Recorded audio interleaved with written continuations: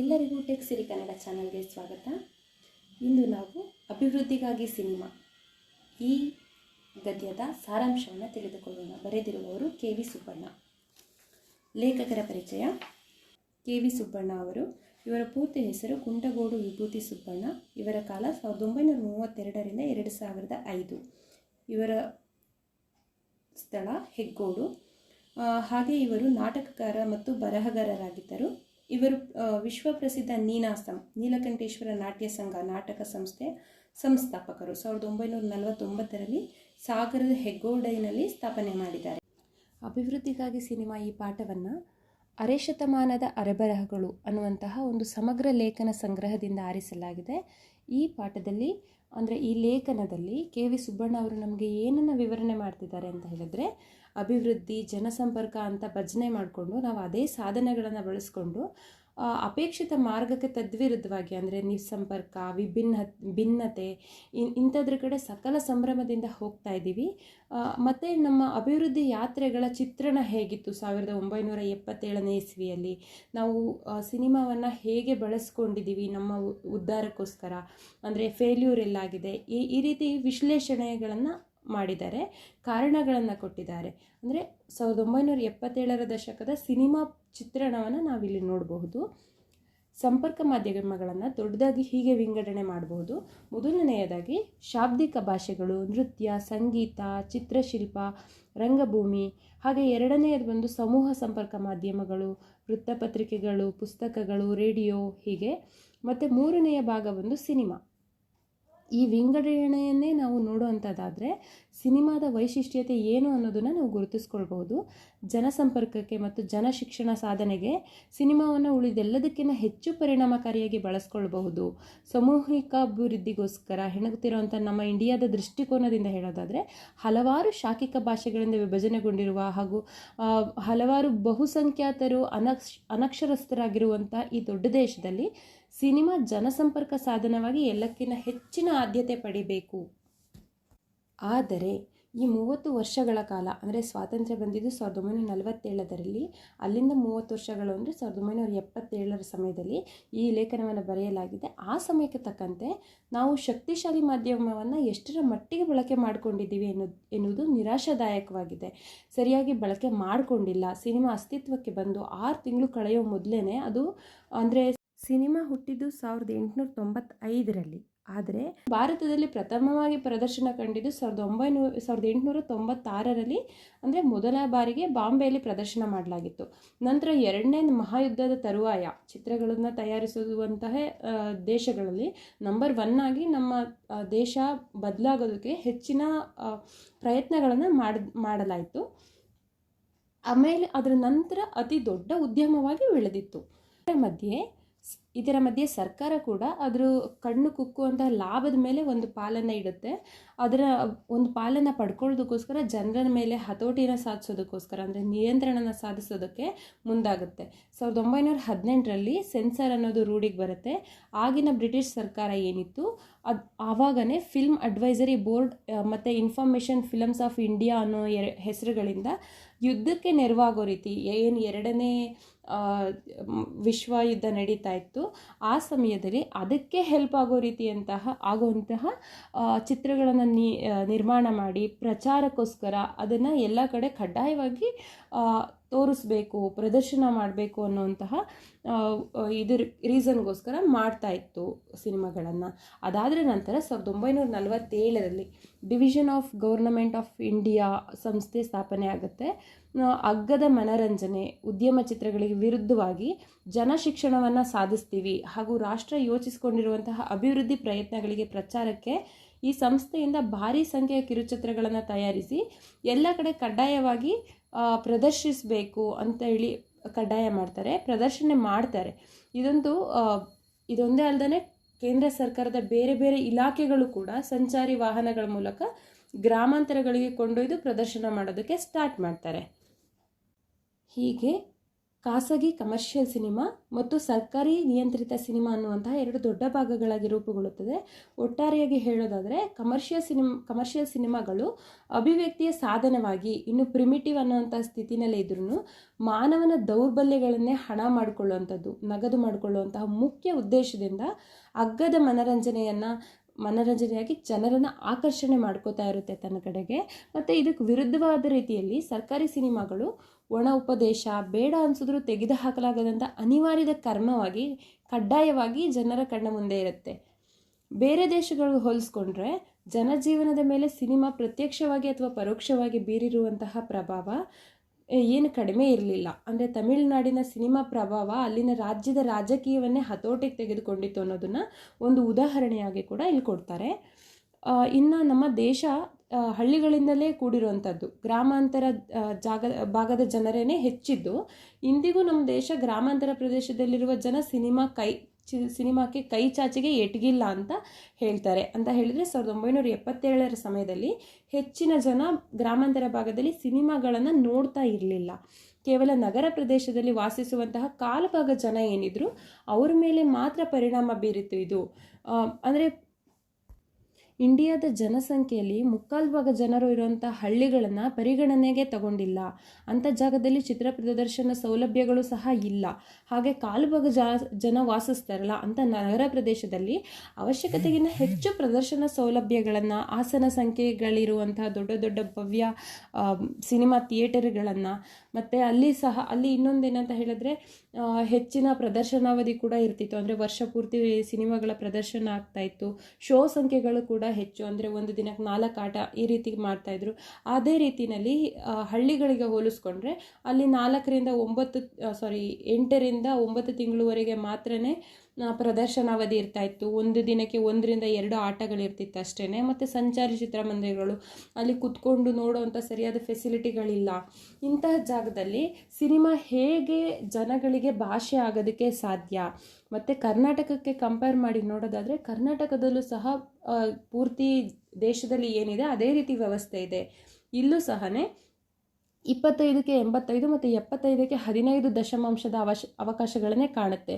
ಅಂದರೆ 25% ಇರುವಂತಹ ನಗರವಾಸಿಗಳೇ 85% ಅಷ್ಟು ಫೆಸಿಲಿಟಿ ಮತ್ತು 75% ಇರುವಂತಹ ಗ್ರಾಮೀಣ ಭಾಗದ ಜನಕ್ಕೆ ಕೇವಲ 15% ಅಷ್ಟು ಅವಕಾಶಗಳೇ ಇರುವಂಥದ್ದು ಕಾಣುತ್ತೆ. ಹೀಗೆ ಲೆಕ್ಕ ಹಾಕಿದ್ರೆ ನಗರ ಸೌಲಭ್ಯಗಳು 85% ಮತ್ತು ಗ್ರಾಮಾಂತರ 15% ಅಂದರೆ ಸಮಾನವಾಗಿ ಹಂಚಿಕೆಯಾಗ ಆಗ್ತಾ ಇಲ್ಲ. ಅದಕ್ಕೆ ತದ್ವಿರುದ್ಧವಾಗಿ ಇತ್ತು. ಅಂದರೆ ಎಲ್ಲಿ ಸಮಾನವಾಗಿ ಹಂಚಿಕೆ ಆಗಬೇಕಿತ್ತು ಹಾಗೆ ಆಗ್ದೇ ಹೆಚ್ಚು ಕಡಿಮೆ ವೇರಿಯೇಷನ್ ಇದೆ ಅಂತ ಹೇಳಿಬಿಟ್ಟು. ಮತ್ತು ಕರ್ನಾಟಕದಲ್ಲಿ ಬೆಂಗಳೂರಿನಲ್ಲಿ 100 ಚಿತ್ರಮಂದಿರಗಳಿದೆ. ಅದೇ ಪೂರ್ತಿ ಕರ್ನಾಟಕನ ಲೆಕ್ಕ ತಗೊಂಡ್ರೆ 500 ಇರಬಹುದು ಸುಮಾರು. ಅಂದರೆ 450 500 ಇದೆ. ಹಾಗಿರುವಾಗ ಎಲ್ಲಿ ಸಿನಿಮಾ ಮಾಡಲಿಕ್ಕೆ ಅಂತ ಏನು ಹಣನ ತೊಡಗಿಸ್ತಾರೆ ಅದು ಅಷ್ಟು ಬರಲಿಕ್ಕೆ ಕೇವಲ ಬೆಂಗಳೂರಲ್ಲಿ ಮಾತ್ರ ಚಿತ್ರ ಪ್ರದರ್ಶನ ಆದರೆ ಸಾಕಿತ್ತು. ಪೂರ್ತಿ ವಿಶಾಲ ಕರ್ನಾಟಕದಿಂದ ಏನಾದರೂ ಚೆನ್ನಾಗಿ ಪ್ರದರ್ಶನ ಆಗಿ ಅಮೌಂಟ್ ಬರ್ತಿದೆ ಅಂತ ಅಂದರೆ ಅದು ಕೇವಲ ಚಿಲ್ಲರೆ ಕಾಸಿಗೆ ಸಮ. ಅಂದರೆ ಅಷ್ಟೊಂದು ಕಲೆಕ್ಷನ್ ಆಗ್ತಾ ಇರಲಿಲ್ಲ. ಇದು ವಾಸ್ತವತೆ ಹೇಗಿತ್ತು ಅನ್ನೋದನ್ನು ಚಿತ್ರಣವನ್ನು ನಾವಿಲ್ಲಿ ನೋಡಬಹುದು. ಸಿನಿಮಾ ಚಿತ್ರಮಂದಿರಗಳನ್ನು ಸಹ ಇಲ್ಲಿ ಕಾಯಂ ಚಿತ್ರಮಂದಿರಗಳು, ಸಂಚಾರಿ ಅಥವಾ ತಾತ್ಕಾಲಿಕ ಚಿತ್ರಮಂದಿರಗಳು ಅಂತ 2 ಭಾಗ ಮಾಡಿ ಹೇಳಿದ್ದಾರೆ. ಅದೇ ಕಾಯಂ ಚಿತ್ರಮಂದಿರಗಳಲ್ಲಿ ಹೆಚ್ಚುವಾಗಿ ಅವು ಇರೋದು ನಗರ ಭಾಗಗಳಲ್ಲಿ, ಮತ್ತು ಸಂಚಾರಿ ಚಿತ್ರಮಂದಿರಗಳು ಗ್ರಾಮೀಣ ಪ್ರದೇಶದಲ್ಲಿ ಪ್ರದರ್ಶನಕ್ಕೋಸ್ಕರ ನಿರ್ಮಾಣ ಮಾಡಿಕೊಂಡಿದ್ದಂಥದ್ದು. ಸಂಖ್ಯೆಯಲ್ಲಿ ತೀರಾ ಕಡಿಮೆ ಇದೆ ಇದು. ಅಂದರೆ ಶೋಗಳ ಸಂಖ್ಯೆ ಕೂಡ ಕಡಿಮೆ ಮತ್ತು ಭಾರಿ ವ್ಯತ್ಯಾಸ ಕಾಣುತ್ತೆ ನಮಗಿಲ್ಲಿ. ಮತ್ತು ನಗರದಲ್ಲಿ ಯಾವಾಗಲೂ ಪ್ರದರ್ಶನಗಳಿರ್ತಿರುತ್ತೆ, ಹಳ್ಳಿಗಳಲ್ಲಿ ಕೇವಲ 8ರಿಂದ 9 ತಿಂಗಳು ಮಾತ್ರ ಪ್ರದರ್ಶನ. ಮತ್ತು ಇಷ್ಟೊಂದು ವ್ಯತ್ಯಾಸ ಅಭಿವೃದ್ಧಿಗಾಗಿ ಯಾವುದೇ ಯೋಜನೆಯನ್ನು ತಯಾರಿಕೆ ಮಾಡಿ ಅದನ್ನು ಗಮನಿಸಬೇಕಾದಂಥ ಅಂಶ ಆಗಿರುತ್ತೆ ಇದು. ಗಮನಿಸ್ತಾನೇ ಅಭಿವೃದ್ಧಿ ಮಾಡೋದಕ್ಕೆ ಹೋಗ್ತೀವಿ ಅಂತ ಹೇಳಿದ್ರೆ ಹೇಗೆ ಸಾಧ್ಯ ಆಗುತ್ತೆ? ಅಂದರೆ ಎಲ್ಲಿ ಹೆಚ್ಚಿನ ಇಂಪ್ರೂವ್ಮೆಂಟ್ ಬೇಕೋ ಅಲ್ಲಿ ಇನ್ವೆಸ್ಟ್ ಮಾಡದೆ ಎಲ್ಲಿ ಇಂಪ್ರೂವ್ ಆಗಿದೆ ಆಲ್ರೆಡಿ ನಗರಗಳು ಅಲ್ಲಿ ಇನ್ವೆಸ್ಟ್ ಮಾಡ್ತಾ ಇದ್ದಾರೆ. ಅನ್ನುವಂತಹ ಒಂದು ಲೆಕ್ಕನ ಹೇಳ್ತಾರೆ ಇಲ್ಲಿ. ಮತ್ತು ಭಾರತದ ಲೆಕ್ಕ ಅಂತ ಅಂದರೆ ನಾವು ಸಲೀಸಾಗಿ ಹೇಳ್ಬೋದು, ಆದರೆ 1,000 ಜನಸಂಖ್ಯೆಗೆ ಇರುವಂತಹ ಆಸನ ಸೌಲಭ್ಯಗಳನ್ನು ಗಣನೆಯಲ್ಲಿ ತಗೊಂಡ್ರೆ ಅಮೇರಿಕಾದಲ್ಲಿ 49, ಬ್ರಿಟನ್ನಲ್ಲಿ 26, ಜಪಾನ್ನಲ್ಲಿ 19 ಮತ್ತು ಭಾರತದಲ್ಲಿ 8 ಅಂತ ಹೇಳ್ತಾರೆ. ಅಂದರೆ ಇವಾಗ ಇವರು ಹೇಗೆ ಇಂಡಿಯಾ, ಕರ್ನಾಟಕ ಅಂತ ಹೇಳಿದರು, ಇವಾಗ ಹಾಗೆಯೇ ಭಾರತವನ್ನು ಪೂರ್ತಿ ವಿಶ್ವದಲ್ಲಿ ಏನು ಪ್ರದರ್ಶನ ಸೌಲಭ್ಯಗಳೆಲ್ಲ ಇದೆ ಅದ್ರ ಜೊತೆ ಕಂಪೇರ್ ಮಾಡಿ ನೋಡಿ ಹೇಳ್ತಾ ಇದ್ದಾರೆ. ಅಂದರೆ ಬೇರೆ ದೇಶಗಳಲ್ಲಿ ಟಿ ವಿ ಕೂಡ ಇತ್ತು, ಅದು ಎಷ್ಟೋ ಮಟ್ಟಿಗೆ ಸಿನಿಮಾ ಮಾಡುವಂಥ ಕೆಲಸವನ್ನು ಮಾಡ್ತಾ ಇತ್ತು, ಅಂದರೆ ಜನಸಂಪರ್ಕನ ಮಾಡೋದಕ್ಕೆ ಸಾಧ್ಯ ಆಗಿತ್ತು ಅವ್ರಿಗೆ ಟಿ ವಿಯಿಂದ. ಆದರೆ ನಮ್ಮಲ್ಲಿ ಟಿ ವಿ ಕೂಡ ಇಲ್ಲ, ಟೆಲಿವಿಷನ್ ಅನ್ನೋ ಫೆಸಿಲಿಟಿ ಕೂಡ ಇಲ್ಲ ಅಂತ ಇರುವಂಥ ವಿಚಾರವನ್ನು ಗಮನಿಸಿದ್ರೆ ಮೇಲೆ ಏನು ಹೇಳಿದ್ದಾರೆ 8 ಅಂತ ಭಾರತಕ್ಕೆ, ಆ ಲೆಕ್ಕ ಕೂಡ ಇನ್ನೂ ಕಡಿಮೆನೇ ಇದೆ.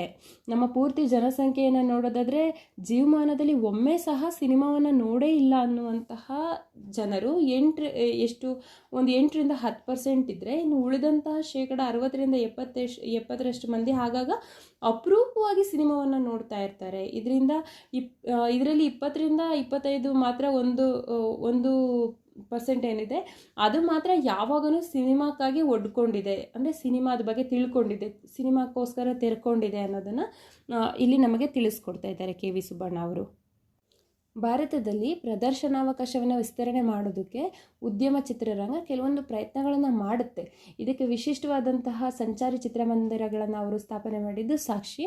ಆದರೆ ಜನಗಳಿಗೆ ಉಪಯೋಗ ಆಗಬೇಕು, ಸಮೂಹ ಸಂಪರ್ಕ ಮಾಧ್ಯಮ ಆಗಬೇಕು ಅನ್ನೋಂತಹ ಉದ್ದೇಶವನ್ನೇ ಭಜನೆ ಮಾಡ್ತಾ ಇಷ್ಟೊಂದು ದುಡ್ಡನ್ನು, ಒಂದು ದೊಡ್ಡ ಭಾಗವನ್ನೇ ತೆಗೆದಿಟ್ಟು ಸರ್ಕಾರಿ ಸಂಸ್ಥೆಗಳ ದೊಡ್ಡ ಬ್ಯೂರೋಕ್ರಸಿ ಭವನಗಳನ್ನೇ ಕಟ್ಕೊಂಡು ಅಪಾರವಾದ ವೆಚ್ಚನ ಮಾಡಿ ಸಿನಿಮಾಗಳನ್ನು ತಯಾರಿಸ್ಬಿಟ್ಟು ತಲುಪಿಸೋದಕ್ಕೆ, ಜನಗಳಿಗೆ ಸುಲಭವಾಗಿ ಸಿಗೋಂಗೆ ಮಾಡೋದಕ್ಕೆ ಏನು ಮಾಡಿದೆ ಸಿನಿಮಾ ಅಂದರೆ ಏನು ಅಂತ ಕೂಡ ಗೊತ್ತಿಲ್ಲದೆ ಇರುವಂತಹ ದೇಶದಲ್ಲಿ ಸಿನಿಮಾಕ್ಕೆ ಹೆಚ್ಚು ಹೊಂದ್ಕೊಂಡಿರುವಂತಹ ನಗರ ಜನಗಳಿಗೆ, ಸಮುದಾಯಗಳಿಗೆ ಇರುವಂತಹ ಡೆಲ್ಲಿನಲ್ಲಿ ಪುನಃ ಥಿಯೇಟರ್ಗಳನ್ನು ನಿರ್ಮಾಣ ಮಾಡಬೇಕು ಅನ್ನುವಂತಹ ಒಂದು ಹಾಸ್ಯಾಸ್ಪದವಾದ ನಿರ್ಧಾರನ ಮಾಡಿದ್ದು ತಪ್ಪು. ಅದರ ಬದಲಿಗೆ ಹಳ್ಳಿಗಳ ಕಡೆಗೆ ಒತ್ತು ಕೊಡಬೇಕಿತ್ತು. ಉದ್ಧಾರ ಆಗಬೇಕಾಗಿರೋ ಜಾಗದಲ್ಲಿ ಉದ್ಧಾರ ಮಾಡಿಲ್ಲ. ಇನ್ನು ಆಗಾಗ ಹಳ್ಳಿಗಳಿಗೆ ಬರುವಂಥ ಸರ್ಕಾರಿ ಏಜೆನ್ಸಿಗಳು 16mm ಪ್ರೊಜೆಕ್ಟರ್ನ ಮೊಬೈಲ್ ಯೂನಿಟ್ನ ದಂಡು ಏನಕ್ಕೆ ಬರುತ್ತೆ, ಅವರಿಗೆ ಏತಕ್ಕೂ ಬೇಡ, ಆಸಕ್ತಿನೇ ಇಲ್ಲ ಅನ್ನುವಂತಹ ಕೆಳವರ್ಗದ ಅಧಿಕಾರಿಗಳು ಗ್ರಾಮ ಯಾತ್ರೆಗಳನ್ನು ಮಾಡಿಕೊಂಡು ಕೇವಲ ಲೆಕ್ಕ ಕೊಡೋದಕ್ಕೋಸ್ಕರ, ಅಂದರೆ ಡೈರಿ ತುಂಬಿಸ್ಕೊಳ್ಳೋಕ್ಕೋಸ್ಕರ ಅಷ್ಟೇ, ಏನೋ ಹೊಸ ಯಂತ್ರ ಬಂದಿದೆ ಅನ್ನುವಂಥ ಕುತೂಹಲ ಜನರಿಗೆ ಬರುತ್ತೆ ಹೊರತು ಅವರು ಲೆಕ್ಕ ಕೊಡಬೇಕು ಅಂತ ಮಾಡ್ತಿರೋವಂಥ ಕೆಲಸ ಇದು ಜನರಿಗೆ ಉಪಯೋಗ ಆಗಲ್ಲ. ಹೊಸ ಯಂತ್ರ ಅನ್ನುವಂತಹ ಬೆರಗಿನಿಂದ ಜನ ನೋಡ್ತಾರೆ ಹೊರತು ಅದು ಸಿನಿಮಾ ಪ್ರದರ್ಶನದಲ್ಲಿ ಸಿನಿಮಾ ಕೊಡುವಂತಹ ವಿಶಿಷ್ಟವಾದ ಅನುಭವಗಳನ್ನು ಸುಳ್ಳು ಮಾಡಿಬಿಡುತ್ತೆ. ಇದು ಅಂದರೆ ಬೆಟ್ಟದೆತ್ತರ ರಾಶಿಗಳನ್ನು, ಅಂದರೆ ರೀಲ್ಗಳನ್ನು, ಸೆಲ್ಯುಲಾಯ್ಡ್ಗಳು ಅಂತ ಹೇಳ್ತಾರೆ, ರೀಲ್ಗಳನ್ನು ತಂದು ರಾಶಿ ಮಾಡ್ಕೊಂಡು ಇಟ್ಕೊಂಡ್ರೆ ಅದರಿಂದ ಏನು ಯೂಸ್ ಇಲ್ಲ. ಅದರ ಬದಲಿಗೆ ಸಿನಿಮಾವನ್ನು ಜನರಿಗೆ ಸುಲಭವಾಗಿ ಎಟ್ಕೋ ರೀತಿ ಮಾಡಬೇಕು ಅನ್ನೋ ಉದ್ದೇಶದಿಂದ ಖರ್ಚು ಮಾಡಿದ್ದಿದ್ರೆ, ಅಥವಾ ಸಿನಿಮಾ ವಿಶಾಲ ವ್ಯಾಪ್ತಿ ಆಗಬೇಕು ಅನ್ನುವಂತಹ ಈ ಯೋಚನೆಯಿಂದ ಅವರು ಖರ್ಚು ಮಾಡಿದ್ದಿದ್ರೆ ಇದು ಅಂದರೆ ಸರ್ಕಾರದಿಂದ ಆಗ್ತಾ ಇತ್ತು, ಇದು ಆ ಸರ್ಕಾರದಿಂದ ಸಾಧ್ಯ ಇತ್ತು. ಅದರ ಬದಲಿಗೆ ಸರ್ಕಾರ ಹಾಗೆ ಮಾಡದೆ ಬೇರೆ ಇನ್ನೆಲ್ಲೋ ಇನ್ವೆಸ್ಟ್ ಮಾಡಿ ಅನ್ನೆಸೆಸರಿ ವೇಸ್ಟ್ ಮಾಡಿದೆ. ಸುಲಭವಾಗಿ ಕಟ್ಟಿಸಬಹುದಾದಂಥ ಚಿಕ್ಕ ಹಾಲ್ಗಳನ್ನು ಮಾಡಿ ಮತ್ತು ಆರ್ಕ್ ಲ್ಯಾಂಪ್ಗಳನ್ನು ಬಳಸಿ ಪ್ರದರ್ಶನ ಮಾಡೋಕ್ಕೆ ಸಾಧ್ಯ ಇರುವಂತಹ ಸ್ಕ್ರೀನ್ಗಳನ್ನು, 16mm ಪ್ರೊಜೆಕ್ಟರ್ಗಳನ್ನು ತಯಾರು ಮಾಡೋದಕ್ಕೆ ಸಹಾಯಧನ ಕೊಟ್ಟು ಏನಾದರೂ ಪ್ರೋತ್ಸಾಹ ಮಾಡ್ಬೋದಿತ್ತು. ಇದರಿಂದ ಜನಸಂಪರ್ಕ ಸಾಧ್ಯವಾಗ್ತಿತ್ತು. ಅಂದರೆ ಕಮರ್ಷಿಯಲ್ ಚಿತ್ರಗಳು, ಇವಾಗ ಟೆಂಟ್ ಸಿನಿಮಾಗಳು ಅನ್ನುವಂತಹ ಒಂದು ಹೊಸ ಪದ್ಧತಿಯನ್ನು ರೂಢಿಸ್ಕೊಂಡು ಹೇಗೆ ಯಶಸ್ವಿಯಾಗಿತ್ತು, ಹಾಗೆ ಸರ್ಕಾರ ಕೂಡ ಏನಾದರೂ ಕೆಲಸವನ್ನು ಮಾಡಿ ನಮ್ಮ ಜನಗಳನ್ನು, ಹಳ್ಳಿ ಭಾಗದ ಜನಗಳನ್ನು ರೀಚ್ ಮಾಡ್ಬೋದಿತ್ತು. ಕರ್ನಾಟಕದಲ್ಲೇ ಬೆಂಗಳೂರಲ್ಲಿ ಇರುವಂತಹ ಭವ್ಯ ಥಿಯೇಟರ್ಗಳ ಬದಲಿಗೆ ಕಡಿಮೆ ಸೌಕರ್ಯಗಳು ಇರುವಂತಹ 15 ಥಿಯೇಟರ್ಗಳನ್ನು ಕಟ್ಟಬಹುದಿತ್ತು. ಇಷ್ಟು ದುಂದುವೆಚ್ಚ ಮಾಡೋದ್ರ ಬದಲಿಗೆ ನಮ್ಮ ದೇಶದ ಉದ್ಧಾರಕ್ಕೋಸ್ಕರ ಬೇರೆ ರೀತಿಯಲ್ಲಿ ಇನ್ವೆಸ್ಟ್ ಮಾಡಬಹುದಿತ್ತು. ಇದನ್ನು ಹೇಳೋದಕ್ಕೆ ಇನ್ನೂ ಒಂದು ಉದಾಹರಣೆ ಕೊಡ್ತಾರೆ. ಸೋವಿಯತ್ ರಷ್ಯಾದಲ್ಲಿ ಕ್ರಾಂತಿಯ ಅನಂತರದಲ್ಲಿ ಪುನರ್ನಿರ್ಮಾಣ ಯುಗದಲ್ಲಿ ಸಿನಿಮಾ ಯಾವ ರೀತಿ ತೀವ್ರತೆಯಲ್ಲಿ ಬಳಕೆಯಾಗಿತ್ತು ಅನ್ನೋದನ್ನು ನಾವು ನೋಡಿಬಿಟ್ಟು ಅಲ್ಲಿಂದ ನಾವು ಅಳವಡಿಸ್ಕೋಬಹುದಿತ್ತು. ಆ ಸಮಯದಲ್ಲಿ ವಸ್ತುಸ್ಥಿತಿಯನ್ನು ಗಮನಿಸ್ಬಿಟ್ಟು ಹೇಳೋದಾದರೆ ಹೆಚ್ಚು ಸಾಮರ್ಥ್ಯ ಇರುವಂತಹ ಸಿನಿಮಾವನ್ನು ಸಮೂಹ ಸಂಪರ್ಕ ಮಾಧ್ಯಮವನ್ನು ಕೇವಲ 20-25% ಜನಕ್ಕಾಗಿ ಬಳಸಿ ಇನ್ನು 75-80% ಜನರನ್ನು ಕಡೆಗಣಿಸಿದ್ದಾರೆ. ಅಂದರೆ ಹೇಗೆ ಜಾತಿ, ಧರ್ಮ, ವರ್ಣ ಅಂತ ಆಲ್ರೆಡಿ ಕಂದಕ ಇದ್ದಿದ್ದಂಥ ಜಾಗದಲ್ಲಿ ಇವಾಗ ಮತ್ತೆ ನಗರ ಮತ್ತು ಗ್ರಾಮೀಣ ಅನ್ನುವಂತಹ ದೊಡ್ಡ ಕಂದಕನೇ ಸೃಷ್ಟಿ ಮಾಡಿದ್ದಾರೆ.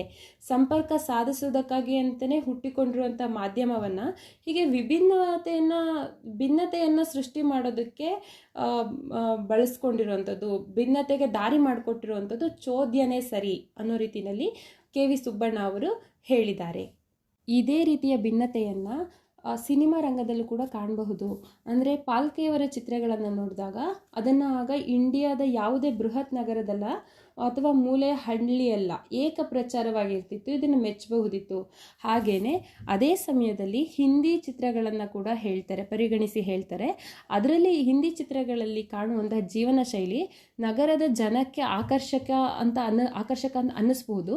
ಆದರೆ ನಮ್ಮ ಗ್ರಾಮೀಣ ಪ್ರೇಕ್ಷಕರಿಗೆ ಅದು ನಮ್ದಲ್ಲ ಅಂತ ಅನಿಸುತ್ತೆ. ಗ್ರಾಮಾಂತರ ಪ್ರದೇಶದಲ್ಲಿ ಸಿನಿಮಾದ ಪರಿಚಯವೇ ಇಲ್ಲ ಅನ್ನುವಂಥ ಈ ಜನರಿಗೆ ಸರ್ಕಾರಿ ಕಚೇರಿಗಳು, ಏಜೆನ್ಸಿಗಳಾದರೂ ಏನನ್ನು ತೋರಿಸ್ತಿದ್ದಾರೆ, ಅವರು ಗೊಬ್ಬರದ ಬಗ್ಗೆನೋ ನರ್ಸ್ಬಂದಿ ಬಗ್ಗೆನೋ ಈ ಥರ ನರ್ಸ್ಬಂದಿಗಳ ಬಗ್ಗೆ ತೋರಿಸ್ಕೊಂಡು ಹೋಗಿದ್ದಾರೆ ಬಿಟ್ಟು ಕಲಾತ್ಮಕವಾಗಿ, ಬೌದ್ಧಿಕವಾಗಿ ಇರುವಂತಹ ಚಿತ್ರಗಳನ್ನು ಗ್ರಾಮೀಣ ಜನರ ಮಟ್ಟಕ್ಕೆ ಅಲ್ಲ ಅಂತ ಅವರೇ ನಿರ್ಧಾರ ಮಾಡಿಬಿಟ್ಟು ನಗರ ಪ್ರದೇಶಕ್ಕೆ ಮಾತ್ರ ತೋರಿಸ್ತಾ ಇದ್ದಾರೆ.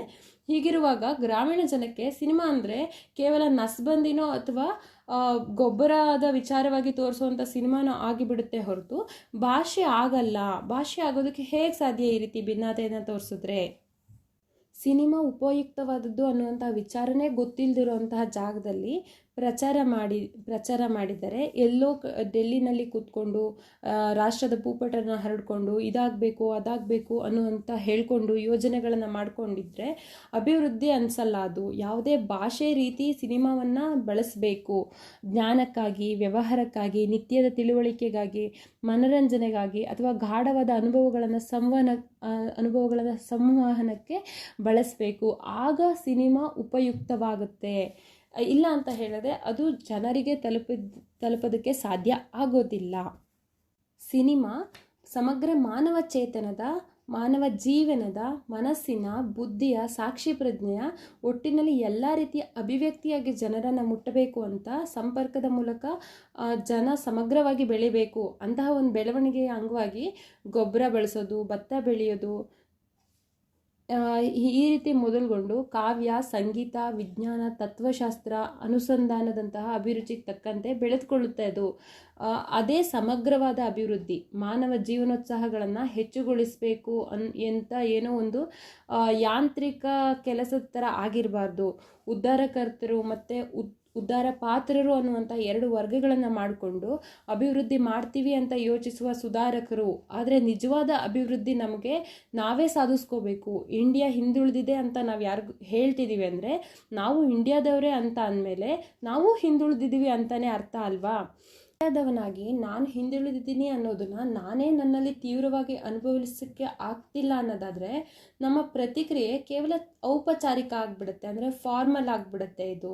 ಇದರಿಂದ ಏನು ಯೂಸ್ ಇಲ್ಲ ಅಂತ. ಅಂದರೆ ಗಾಂಧೀಜಿ, ನೆಹರು ಇವರನ್ನ ನಡುವೆ ಇದ್ದಂಥ ಭಿನ್ನತೆ ಕೂಡ ಇಂಥದ್ದೇ ಆಗಿದೆ ಅಂತ ಹೇಳ್ತಾರೆ. ಅಂದರೆ ಇಂಡಿಯಾದ ಬಡತನವನ್ನು ಅನುಭವ ಮಾಡಿಕೊಂಡಿದ್ದಂತಹ ಗಾಂಧೀಜಿಯವರು ತುಂಡು ಬಟ್ಟೆಯಲ್ಲಿ ಕೂಡ ಇರಲಿಕ್ಕೆ ಸಾಧ್ಯ ಆಯಿತು. ಅದೇ ನೆಹರು ಅವರಿಗೆ ಇಂಡಿಯಾದ ಬಡತನ ಅನ್ನೋದು ಕೇವಲ ಒಂದು ತಿಳುವಳಿಕೆ ಆಗಿತ್ತು, ಅನುಭವ ಆಗಿರಲಿಲ್ಲ. ಅಭಿವೃದ್ಧಿನೇ ಉದ್ದೇಶ ಅಂತ ಹೇಳಿಕೊಂಡು ಮಾಡಿದಂತಹ ಉದ್ಧಾರ ಧೋರಣೆಯಿಂದ ಮಾಡಿದಂತಹ ಸಿನಿಮಾಗಳು ನಮ್ಮ ಆಂತರಿಕ ಧ್ವನಿ ಆಗೋದಕ್ಕೆ ಸಾಧ್ಯ ಇಲ್ಲ, ವಿಫಲವಾಗಿಬಿಡುತ್ತೆ. ಇನ್ನೊಂದು ವಿಚಾರ ಏನಂತ ಹೇಳಿದ್ರೆ, ವಿಶಾಲ ವ್ಯಾಪ್ತಿ ಸಾಮರ್ಥ್ಯವುಳ್ಳಂತಹ ಸಿನಿಮಾ ಭಾಷೆಯಾಗಿ ಯಾವ ರೀತಿ ಸಂಪರ್ಕಕ್ಕಾಗಿ ಬಳಕೆ ಆಗಬೇಕು ಅಂದರೆ ಯಾವ ರೀತಿ ಆಗ್ತಾ ಇದೆ ಅಂದರೆ, ಸಿನಿಮಾ ಡೆಲ್ಲಿಯಲ್ಲಿ ಎಲ್ಲೋ ಮೇಲೊಬ್ಬರು ಕೂತ್ಕೊಂಡು ಒಬ್ಬರು ಉಪದೇಶ ಮಾಡಿ ಅದು ನಮ್ಗೆ ಅರಿವಿಲ್ದಂತೆಯೇ ಅದು ಆದೇಶ ಆಗಿ ನಂತರ ಅದು ಶೋಷಣೆಯಾಗಿ ಬಿಡುತ್ತೆ. ಸುಲಭವಾಗಿ ಸರ್ವಾಧಿಕಾರನ ಸಾಧನೆ ಮಾಡಿಬಿಡುತ್ತೆ. ಯಾವ ಭಾಷೆಯಲ್ಲಿ ಡೆಲ್ಲಿಯವರು ಮಾತಾಡ್ತಿದ್ದಾರೋ ಅದೇ ಭಾಷೆಯಲ್ಲಿ ಹಳ್ಳಿಯವರು ಕೂಡ ಮಾತಾಡೋದಕ್ಕೆ ಸಾಧ್ಯ ಆಗಬೇಕು. ಆಗ ಶೋಷಣಾ ಮಾಧ್ಯಮ ಆಗಲ್ಲ, ಅದು ಸಕ್ಸಸ್ ಆಗುತ್ತೆ. ಸಾಮಾನ್ಯರಿಗೂ ಸಹ ಸಿನಿಮಾವನ್ನು ಬಳಸೋದಕ್ಕೆ ತಂತ್ರಗಳನ್ನು ಕಲಿತು ಅಥವಾ ಚಿತ್ರ ನಿರ್ಮಾಣ ಮಾಡೋ ಅವಕಾಶಗಳು ದೊರೆತು, ಅಂದರೆ ಸಂಕ್ಷಿಪ್ತವಾಗಿ ಹೇಳಬೇಕಂದ್ರೆ ಅಭ್ಯಾಸ ಶಿಬಿರಗಳು ಕೂಡ ಸ್ಟಾರ್ಟ್ ಆಗಿ ಅವರಿಗೆ ಸಂಸ್ಕೃತಿ ಜೊತೆ ಸಿನಿಮಾವನ್ನು ಕೂಡ ಕಲ್ತ್ಕೊಳ್ಳೋ ರೀತಿಯಲ್ಲಿ, ಅಂದರೆ ಆಟೋಮೆಟಿಕ್ಕಾಗಿ ಅದು ಬರಬೇಕು ಅನ್ನೋ ರೀತಿಯಲ್ಲಿ ಅದು ಮಾಧ್ಯಮ ಶಾಲೆಯ ಹಂತದಲ್ಲೇ ಅದು ಶುರು ಆಗಬೇಕು. ಯಾರಿಗೆ ತೀವ್ರವಾದಿ ಆಸಕ್ತಿ ಇದೆಯೋ ಅಂಥವ್ರು ಮಾತ್ರ ಸಿನಿಮಾದಲ್ಲಿ ಆಕರ್ಷಣೆ ಹುಟ್ಟಿಸೋದಕ್ಕೆ ಸಾಧ್ಯ. ಅಂಥವ್ರು ಮಾತ್ರ ಸಿನಿಮಾ ಕಡೆಗೆ ಯಶಸ್ವಿಯಾಗಿ ಜನರನ್ನು ಆಕರ್ಷಣೆ ಮಾಡ್ಕೊಳ್ಳೋಕ್ಕೆ ಸಾಧ್ಯ. ಅಂದರೆ ಅಭಿವೃದ್ಧಿಗಾಗಿ ಸಿನಿಮಾ ಅನ್ನೋವಂತಹ ಹೆಸರಿನ ಬದಲಿಗೆ ಸಮಗ್ರ ಅಭಿವೃದ್ಧಿಗಾಗಿ ಸಮಗ್ರ ಸಿನಿಮಾ ಅನ್ನುವಂತಹ ಒಂದು ಹೊಸ ಮಾತನ್ನು ಬಳಸಬೇಕು. ಆ ರೀತಿ ಹೊಸ ರೀತಿಗಳನ್ನು ಸೃಷ್ಟಿ ಮಾಡ್ಕೋಬೇಕು.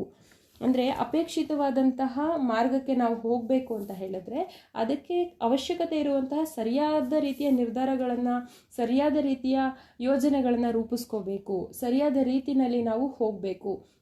ಅದೇ ಸಮಯದಲ್ಲಿ ಹಳ್ಳಿ ಜನರು ಪತೇರ್ ಪಾಂಚಾಲಿ, ಬೈಸಿಕಲ್ ಥೀಮ್ಸ್, ರಶೋಮಾನ್ ಅನ್ನುವಂತಹ ಚಿತ್ರಗಳನ್ನು ನೋಡಿ ಅದ್ಭುತ ಪ್ರತಿಕ್ರಿಯೆ ಕೊಟ್ಟಿದ್ದು, ವೈಲ್ಡ್ ಸ್ಟ್ರಾಬೆರಿ, ಹಿರೋಶಿಮಾ ಅಂತಹ ದಂತ ಚಿತ್ರಕಥೆಗಳನ್ನು ಏನು ಹೆಚ್ಚೇನು ಗೊಂದಲಕ್ಕೊಳಗಾಗದೆ ತಾಳ್ಮೆಯಿಂದ ನೋಡಿದ್ದನ್ನು ಆ ಸಮಯದಲ್ಲಿ ಅವರು ಪ್ರತ್ಯಕ್ಷವಾಗಿ ಕಂಡಿದ್ದಾರೆ, KV ಸುಬ್ಬಣ್ಣ ಅವರು.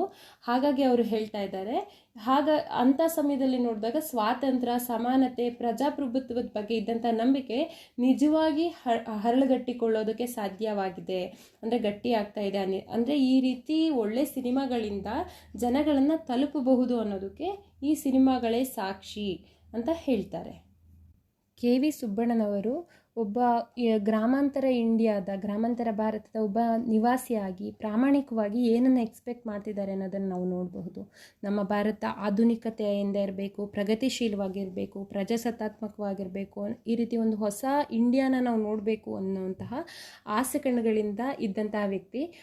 ಅಂದರೆ ಇವರು ಸ್ವಾತಂತ್ರ್ಯ ಬಂದು 30 ವರ್ಷದ ನಂತರದ ಬಗ್ಗೆ ಮಾತಾಡಿದ್ದಾರೆ. ಇವಾಗ ಅವರು ಮಾತಾಡಿರೋ ಸನ್ನಿವೇಶದಿಂದ ಮತ್ತೆ 50 ವರ್ಷ ನಾವು ಮುಂದೆ ಬಂದುಬಿಟ್ಟಿದ್ದೀವಿ ಹೆಚ್ಚು ಕಡಿಮೆ. ಹಾಗಾಗಿ ಮೋಸ್ಟ್ಲಿ ಎಕ್ಸಾಮಲ್ಲಿ ನಮಗೆ ಈ ಕ್ವೆಶನನ್ನು ಕೇಳಬಹುದು. ಅಂದರೆ 30 ವರ್ಷ ಅಂದರೆ ಹಿಸ್ಟ್ರಿ ಹೇಗಿತ್ತು ಮತ್ತು ಇವಾಗ ಕರೆಂಟ್ ಸಿಚುಯೇಷನ್ ಹೇಗಿದೆ ಅನ್ನೋ ರೀತಿಯಲ್ಲಿ ನಾವು ಕ್ವೆಶನನ್ನು ಎಕ್ಸ್ಪೆಕ್ಟ್ ಮಾಡಬಹುದು ಅಂತ ಹೇಳ್ತೀನಿ ನಾನು. Thank you. ಪಾಠ ಇಲ್ಲಿಗೆ ಮುಗಿಯುತ್ತೆ. ದಯವಿಟ್ಟು ಲೈಕ್ ಮಾಡಿ, ಶೇರ್ ಮಾಡಿ, ಸಬ್ಸ್ಕ್ರೈಬ್ ಮಾಡಿ.